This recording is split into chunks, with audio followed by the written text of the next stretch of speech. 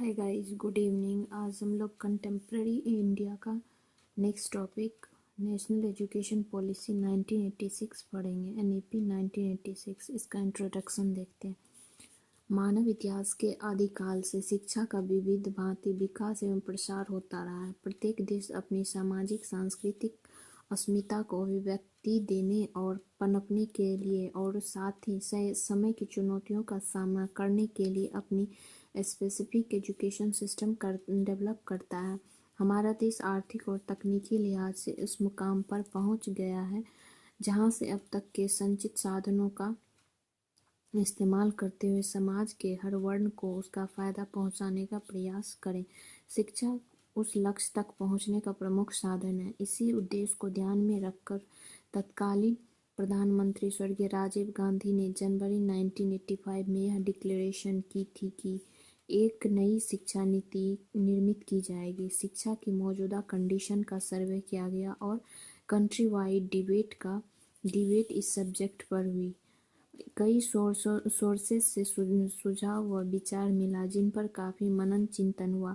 1986 की 68 की national policy आज़ादी के बाद के इतिहास में एक अहम कदम थी। केंद्रीय सरकार ने इन सुझावों के आधार पर एक नई शिक्षा नीति तैयार की और उसे संसद के बजट अधिवेशन में बजट अधिवेशन 1986 में प्रस्तुत किया। संसद में प्रस्तुत करने के बाद इसे मई 1986 में पास कराया गया। इस एजुकेशन पॉलिसी की डिक्लेरेशन के कुछ मंथ बाद प्लान ऑफ एक्शन कार्य योजना नामक दस्तावेज पब्लिश किया गया। यह इंडिया की पहली ऐसी नेशनल एजुकेशन पॉलिसी है जिसमें नीति के साथ उसके एग्जीक्यूशन की पूरी योजना भी प्रस्तुत की गई है और साथ ही उसके लिए पर्याप्त रिसोर्सेज जुटाए गए। राष्ट्रीय शिक्षा नीति 1986 का दस्तावेज 12 भागों में डिवाइड किया गया जिसका वर्णन निम्नलिखित है। पहला है शिक्षा का सार व भूमिका, the essence and role of education. इस भाग में 1.1 से 1.5 तक धाराएं हैं। इस नवीन शिक्षा नीति में 1968 की प्रथम राष्ट्रीय नीति का अनुकरण किया गया है जिसमें शिक्षा को जीवन से जोड़ने ग्रामीण क्षेत्रों में 90% लोगों को प्राइमरी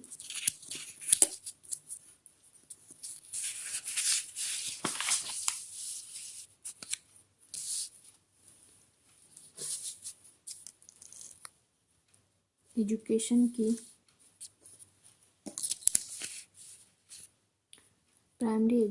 की अवेलेबिलिटी शिक्षा की 10+2+3 को समान संरचना हायर एजुकेशन में की गई प्रोग्रेस, ऑब्स्टेकल्स ऑफ डेमोक्रेसी वे लोकतंत्र के मार्ग की बाधाएं, अनएम्प्लॉयमेंट व पॉपुलेशन की चुनौतियों तथा अगले डिकेड में नए टेंशन्स आदि का एक्सप्लेनेशन किया गया है। सेकेंड है राष्ट्रीय शिक्षा प्रणाली, नेशनल एजुकेशन सिस्टम। शिक्षा की नेशनल पॉलिसी का आशय यह है कि किसी फिक्स लेवल तक कास्ट, प्लेस या जेंडर के डिस्क्रिमिनेशन के बिना सभी स्टूडेंट्स की इक्वल क्वालिटी वाले एजुकेशन तक पहुँचो। अतः इस भाग में शिक्षा को सभी के लिए ईजी बनाने हेतु एजुकेशन को नेशनल एम मानते हुए इसे एक ऐसा इकोनॉमिक इन्वेस्टमेंट कहा गया जो समाज और व्यक्तियों के वर्तमान तथा भविष्य दोनों का फॉर्मेशन करता है।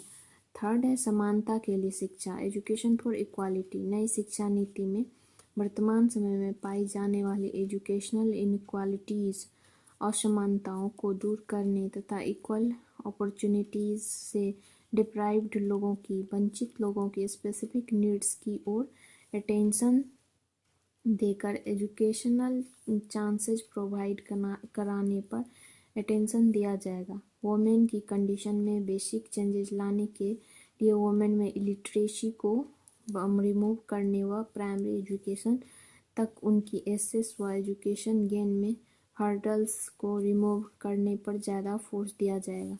फोर्थ है विभिन्न स्तरों पर शिक्षा का पुनर्गठन, reorganisation of education at different levels.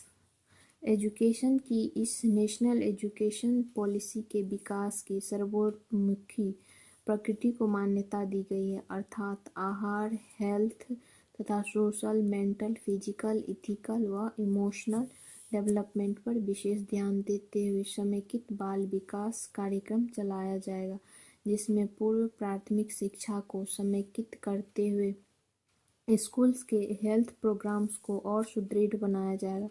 साथ ही 14 वर्ष के सभी बालकों को विद्यालय भेजने का प्रबंध किया जाएगा। शिशु की देखभाल व पूर्व प्राथमिक शिक्षा में पूर्ण समन्वय रखा जाएगा।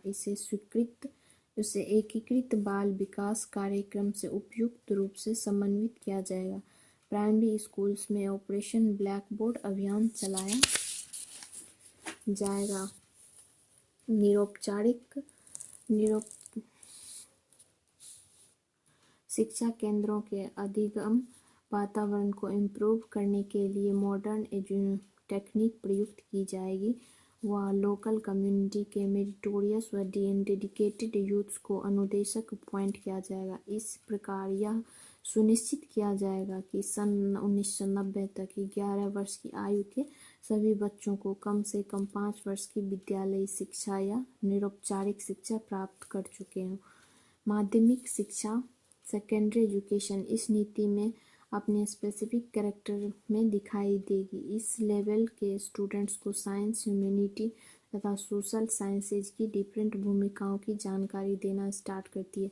इस पॉलिसी के रिकमेंडेशंस के अकॉर्डिंग मेरिटोरियस स्टूडेंट्स को इंटेंसिवली तीव्र गति से अच्छी गुणवत्ता वाली एजुकेशन व प्रॉपर चांसेस सुलभ कराने के लिए कंट्री के डिफरेंट पार्ट्स में एक निश्चित प्रकार के पेश सेटिंग स्कूल या गति निर्धारक विद्यालय खोले जाएंगे। इस नीति के तहत सेकेंडरी एजुकेशन के लिए कंट्री के डिफरेंट पार्ट्स में नवोदय विद्यालय की स्थापना की जाएगी ताकि मेरिटोरियस स्टूडेंट को अवसर प्रदान किया जा सके। साथ ही साथ व्यापक कार्यक्रम शुरू किए जाएंगे। 5th है उच्च शिक्षा नीति, हायर एजुकेशन। इस एजुकेशन पॉलिसी में हायर एजुकेशन के अपग्रेडेशन मतलब उन्नयन हेतु स्टूडेंट्स को एंट्रेंस एग्जाम द्वारा प्रवेश देने, करिकुलम के ऑर्गेनाइजेशन करने, उच्च शिक्षा इंस्टीट्यूशंस को रिसोर्सेज अवेलेबल कराने और उनके टीचर्स के लिए पुनर्बोध रियलाइजेशन प्रोग्राम की व्यवस्था करने की बात कही गई है। शिक्षा के समान अवसरों को उपलब्ध कराने की दृष्टि से ओपन यूनिवर्सिटी तथा डिस्टेंस एजुकेशन सिस्टम को नई शिक्षा नीति में प्रश्रय दिया जाएगा। विशिष्ट या टेक्निकल सर्विसेज जैसे मेडिकल, इंजीनियरिंग, लॉ तथा ऐसी अन्य सेवाओं में जहां अकादमिक योग्यता आवश्यक है को छोड़कर अन्य सामान्य सेवाओं के लिए डिग्री की अनिवार्यता समाप्त की जाएगी। 6th है तकनीकी व प्रबंध शिक्षा, technical and management education. New national education policy में टेक्निकल और मैनेजमेंट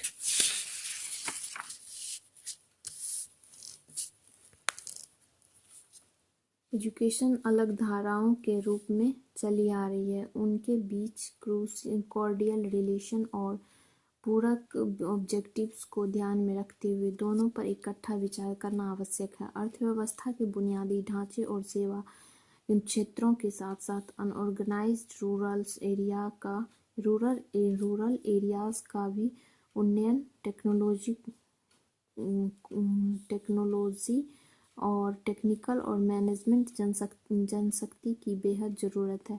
मेन पावर सूचना के संबंध में स्थिति को सुधारने के ऑब्जेक्टिव से technical main power information system को आगे डेवलप तथा हेल्दी सुदृढ़ किया जाएगा। औपचारिक करिकुलम में एडमिशन की वर्तमान कड़ी शर्तों के कारण साधारण लेमैन में अधिकांश को आज टेक्निकल तथा प्रबंधकीय शिक्षा नहीं मिलती है। ऐसे लोगों के लिए दूर शिक्षा फैसिलिटी जिसमें कम्युनिकेशन के माध्यम का यूज भी शामिल है प्रदान की जाएगी। महिलाओं तथा आर्थिक तथा सामाजिक रूप से कमजोर वर्गों एवं डिसेबल्ड के प्रॉफिट के लिए टेक्निकल एजुकेशन के लिए समुचित औपचारिक तथा अनौपचारिक कार्यक्रम तैयार किए जाएंगे। यह आवश्यक है कि स्वयं रोजगार को छात्रगण जीविका विकल्प के रूप में एक्सेप्ट करें। इसके लिए उन्हें उद्यम विषयक प्रशिक्षण दिया जाएगा। रूरल एरियाज में कुछ पॉलिटेक्निक्स ने कम्युनिटी पॉलिटेक्निक की सिस्टम के माध्यम से वीकर सेक्शंस को उत्पादक व्यवसायों में ट्रेनिंग देना स्टार्ट किया है। 7th, शिक्षा व्यवस्था को कारगर बनाना।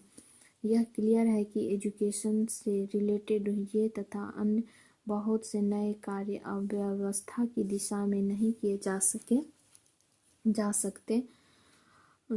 एजुकेशन मैनेजमेंट चरम इंटेलिजेंस, डिसिप्लिन और डिवोटेड सौदेश्यता की मांग करता है। इसके साथ यह फ्रीडम भी होनी चाहिए जिसमें नए प्रयोगों और क्रिएटिविटी को पूरा अवसर मिले।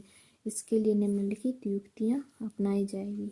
ये 4 है, उसमें क्या सब किया जाएगा। नेक्स्ट है 8th, शिक्षा की विषय वस्तु और प्रक्रिया को नया मोड़ देना। उसमें है नई शिक्षा नीति में शिक्षा की विषय वस्तु व प्रक्रिया को अनेक प्रकार से सांस्कृतिक विषय वस्तु से रिलेट किया जाएगा। इस प्रकार नई शिक्षा नीति इन दोनों पक्षों के बढ़ती खाई को पाटने का काम करेगा। उसको पूरा डिटेल में लिखें। फिर 9th है शिक्षक। किसी समाज में टीचर्स के दर्जे से उसकी कल्चरल सोशल दृष्टि का पता लगता है। कहा गया है कि कोई भी नेशन अपने टीचर्स के लेवल से ऊपर नहीं उठ सकता। सरकार और समाज को ऐसी सिचुएशन क्रिएट करनी चाहिए जिनसे टीचर को निर्माण और सृजन की ओर बढ़ने की प्रेरणा मिले। टीचर्स को इस बात की फ्रीडम होनी चाहिए कि वे नए प्रयोग कर सकें और कम्युनिकेशन की उपयुक्त विधियां और अपने समुदाय की प्रॉब्लम्स और कैपेसिटीज़ के अनुरूप नए उपाय निकाल सके। 10th है शिक्षा का प्रबंधन। इसमें 5 पॉइंट लिखे हैं। नेक्स्ट है इसमें 7 पॉइंट है लिखा हो। नेक्स्ट संसाधन तथा समीक्षा, रिसोर्सेज एंड इवेल्युएशन। व्यवहारिक रूप से सभी शिक्षाविदों ने स्वीकार किया है कि शिक्षा पर किए जाने वाला व्यय आर्थिक निवेश होता है तथा इसके द्वारा ही भारत में समतावादी ऑब्जेक्टिव और डेवलपमेंट सेंटर्ड एम्स को अचीव किया जा सकता है। 12th है समीक्षा। टोटल पॉइंट 12 है इसमें, तो सारे 12 पॉइंट को डील किए हैं। समीक्षा में नई शिक्षा नीति के विभिन्न पहलुओं के एग्जीक्यूशन की समीक्षा प्रत्येक 5 वर्षों में अवश्य की जाएगी। एग्जीक्यूशन की प्रगति और टाइम टू टाइम पर उभरती हुई प्रवृत्तियों की जांच करने के लिए मध्यावधि मूल्यांकन भी होंगे। और इसका कंक्लूजन है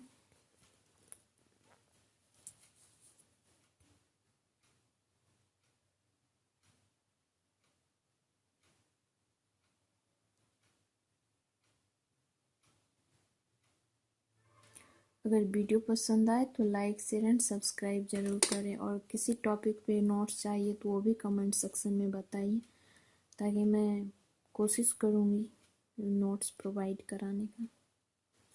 थैंक यू।